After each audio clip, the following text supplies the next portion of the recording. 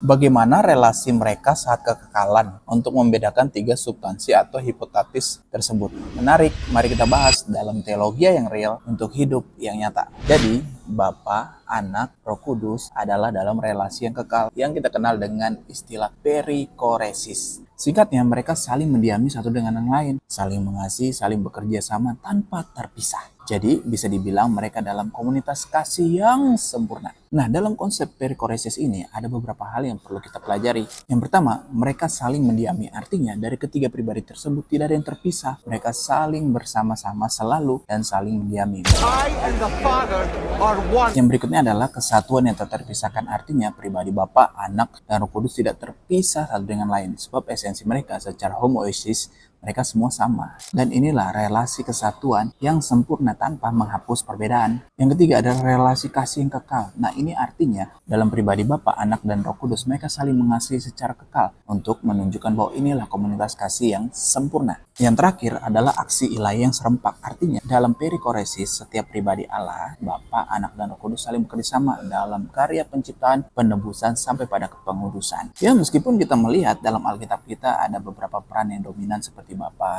ataupun Anak dan Roh Kudus, tetapi itu tidak terpisahkan dari ketiga pribadi itu yang saling bekerja sama secara serentak. Jadi yang penting bagi kita dalam relasi perikoresis ini, Allah yang kekal dalam tiga pribadi Bapa, Anak, dan Roh Kudus saling bekerja sama dalam mempertunjukkan bagaimana komunitas yang penuh dengan kasih yang sempurna. Jadi bagaimana? Paham? Tulis di kolom komentar. God bless.